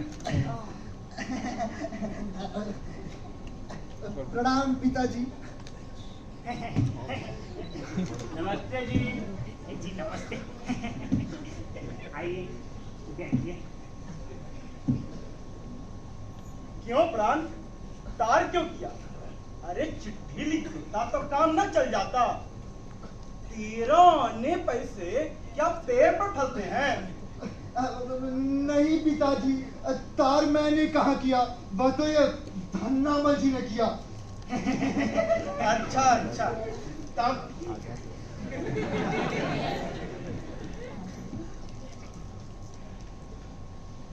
क्यों जी, ऐसी कौन सी आफत आ पड़ी थी जो सीधा तार ठोक दिया? जी बच्चों की माँ आपके लड़के को देखना चाहती थी।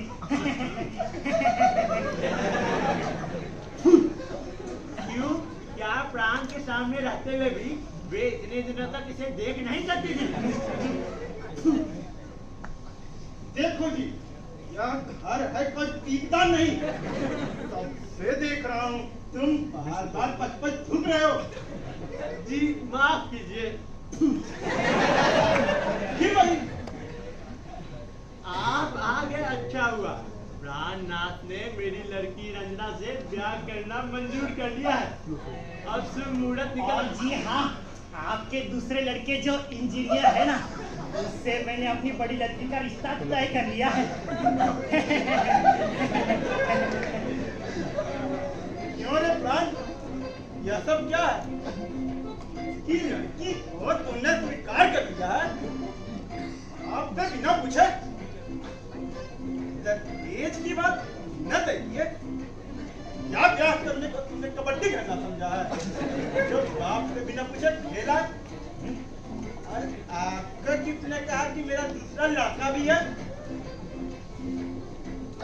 जी इनके खुद के 12 हैं, इसलिए इन्होंने सोचा होगा। केस बचने से क्या हो? मेरा तो अकेला लड़का प्रार्थना दी है, अकेले बाप का इकलौता लड़का। अब बेटा जरा एक गिलास पानी लाना। जी।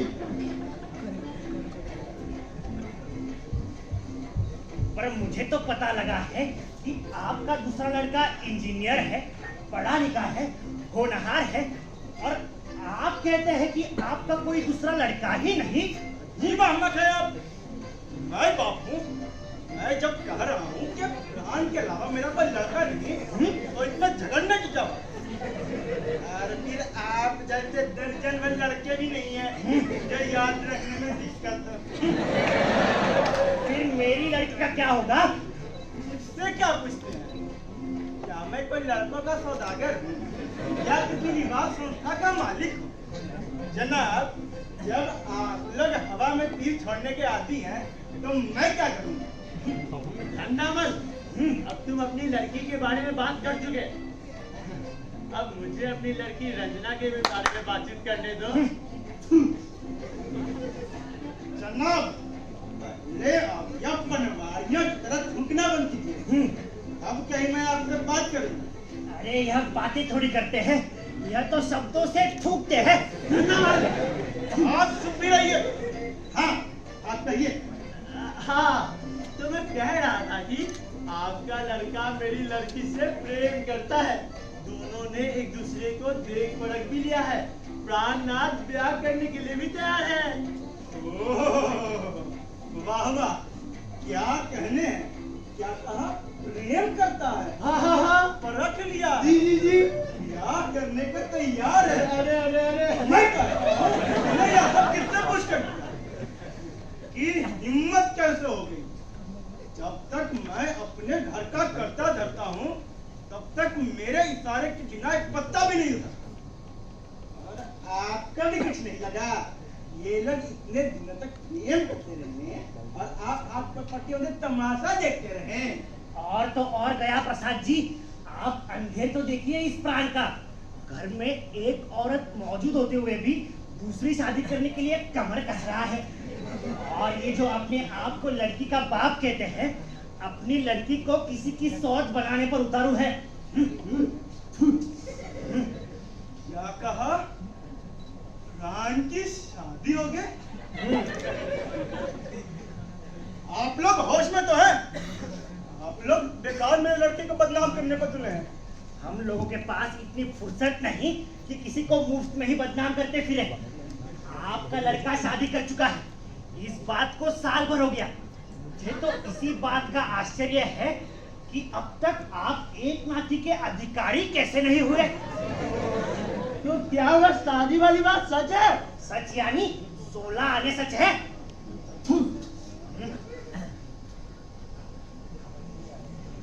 क्यों रे, तेरी शादी हो गई?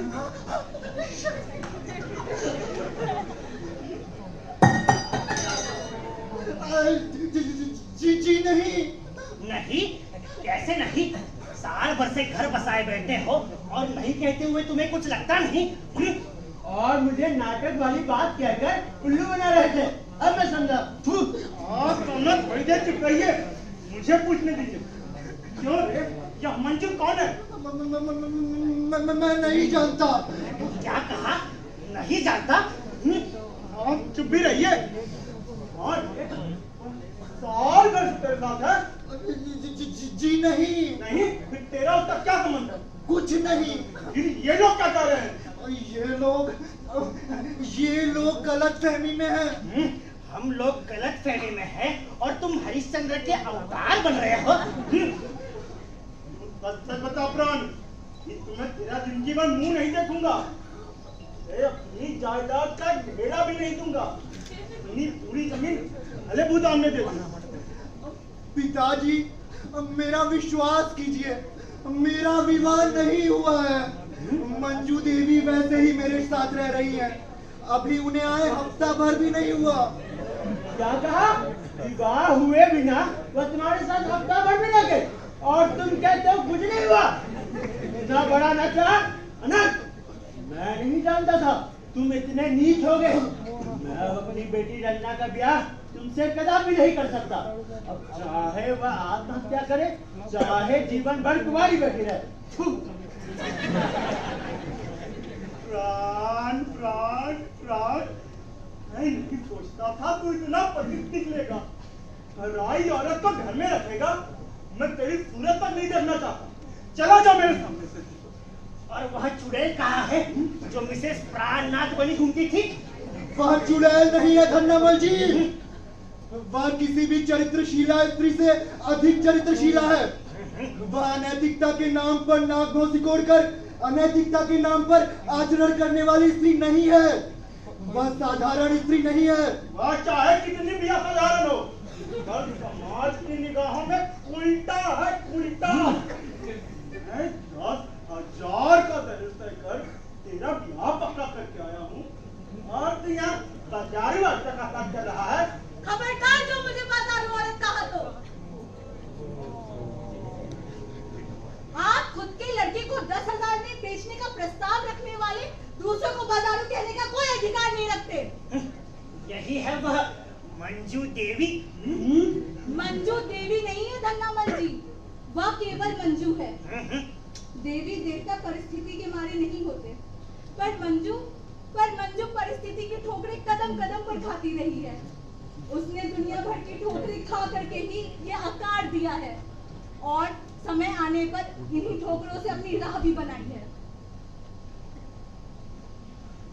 मंजू देवी, मेरी बातों पर तो यहाँ कोई विश्वास करने के लिए तैयार नहीं।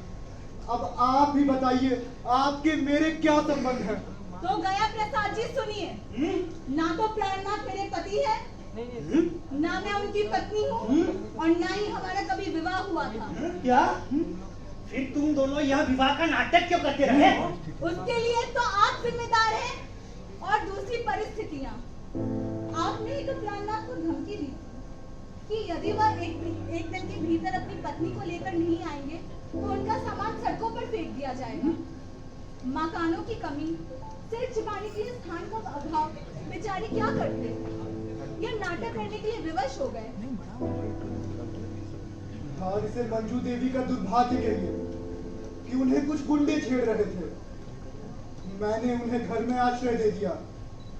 शायद उन्होंने मेरे इस नेक काम का पुरस्कार देने के लिए यह नाटक करना स्वीकार कर लिया, और बस आपने दिल का ताड़ बना लिया। क्यों धन्नामल, मैंने प्राण का सामान बाहर फेंकने की धमकी दी थी? जी हाँ, दी थी। क्या? और आपने 24 घंटे के अंदर अंदर उसे पत्नी लाने के लिए कहा था? जी हाँ, कहा था।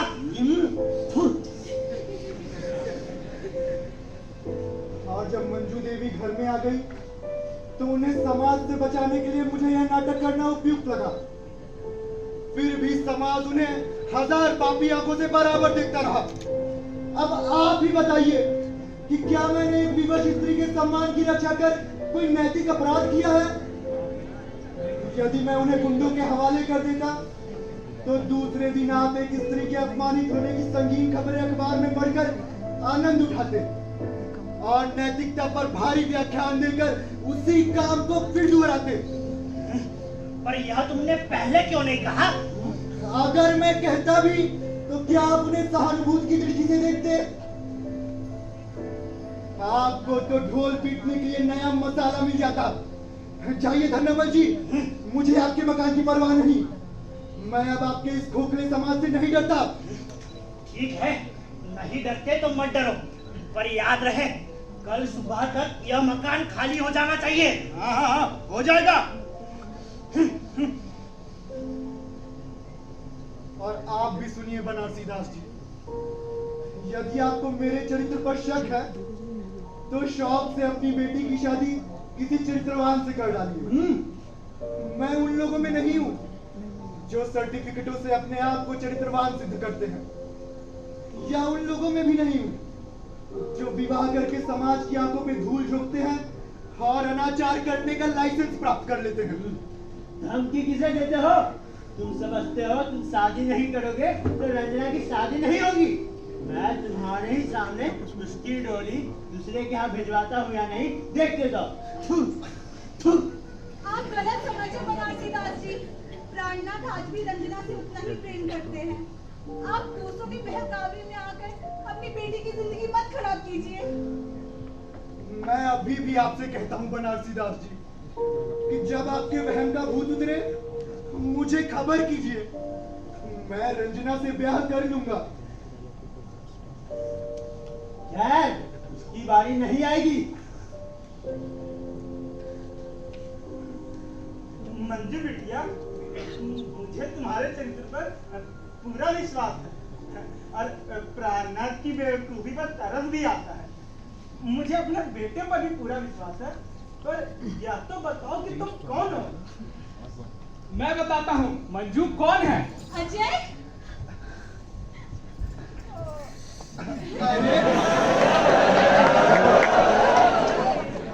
अरे अजय, तुम कब आए मुंबई से? अभी आ रहा हूँ मेरे दोस्त, और लगता है उचित समय पर आया हूँ। अरे अजय बेटा, तुम मंजू को कैसे जानते हो? कैसी बात करते हैं चाचा जी, क्या मैं अपनी पत्नी को नहीं जानूंगा? क्या यह तुम्हारी पत्नी है? हाँ, यह मेरी पत्नी है। क्या यह सच है बेटी? जी हाँ, ये मेरे पति हैं। क्या यह सच है? हाँ, ये रत्ती रत्ती सच है। अजय तो हमारा पुराना दोस्त है। पर अजय बेटा, ये अजीब हो तुम, अपनी पत्नी को इस तरह कहीं छोड़ते हैं। परिस्थितियां सब कुछ कराती हैं चाचा जी। आप तो जानते हैं मैं बचपन से ही अनाथ हूँ। आप ये भी जानते हैं कि मेरा जीवन किसी जंगली पौधे की तरह बढ़ता गया। मिल में नौकरी करता रहा, पर इसी बीच मेरी मुलाकात मंजू से हुई। मंजू भी मेरी ही तरह मुसीबत की मारी बाल विधवा थी। हम दोनों ने एक दूसरे का दुख पहचाना और विवाह कर लिया। और विवाह के तुरंत बाद ये मजदूरों के आंदोलन में भाग लेने गए। एक दिन पकड़े गए। मैं नौकरी की तलाश में भटकती रही। आपके नजर भी इसी सिलसिले में आई थी, लेकिन गुंडों के हाथ लग गए। वह तो प्राणनाथ ने बचा लिया, नहीं तो। पर मंजू दीदी, अजय को कैसे मालूम हुआ कि आप यहाँ हैं? मैं जिस दिन यहाँ आई उसी दिन इन्हें पत्र लिख डाला था कि मैं अमुक अमुक स्थान पर हूँ और मुझे इस प्रकार का नाटक करना पड़ रहा है। और जब मैंने तुम्हारा नाम पता पढ़ा तब मैंने तुरंत लिख दिया कि तुम सुरक्षित स्थान पर हो, वहीं बनी रहो। मैं इसी हफ्ते आ रहा हूँ। और यह बेचारी तुम्हारी प्रतीक्षा में हफ्ते भर तक इस प्रकार का नाटक करती रही। पर भले मानुस, मुझे तो खबर दी होती। मैं तो सच में मंजू देवी से विवाह करने की सोच रहा था। क्या? तब तो अच्छा हुआ मैं उचित समय पर आ गया, नहीं तो मैं अपनी औरत से ही हाथ धो बैठता। जया प्रसाद जी, अब मेरा बहन भी हट चुका है। मैं अपनी बेटी रंजना का ब्याह आपके बेटे प्राणनाथ से कर देना चाहता हूँ। आप चाहे जितना दहेज दे दीजिए, फिर भी अभी मुझे चिंता नहीं। बधाई हो प्राणनाथ, अब तक नकली ब्याह का हलवा खिलाते रहे, अब असली ब्याह के लड्डू भी खिलाओ। पिताजी जो कहे। हाँ हाँ बिल्कुल। अब बनारसी दास जी, अब मैं आपकी लड़की को अपनी बहू बनाने के लिए तैयार हूँ। अरे वाह! बाबा प्राण!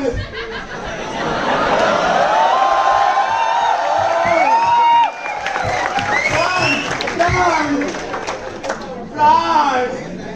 अब सहा नहीं जाता। माटी वाला के कारण तो मैं बर्बाद हो गया। अरे वो अभी भी मेरा पीछा नहीं छोड़ रही है। अरे ब्रह्मचारी जी, जाइए, आ रही है ब्रह्म मिस बाटली वाला। लगे हाथ आप भी अपना ब्याह निपटा ही लीजिए। उस हमीदा बानू से आखिर कब तक भागते रहेंगे इस तरह? किधर गई तुम डियर?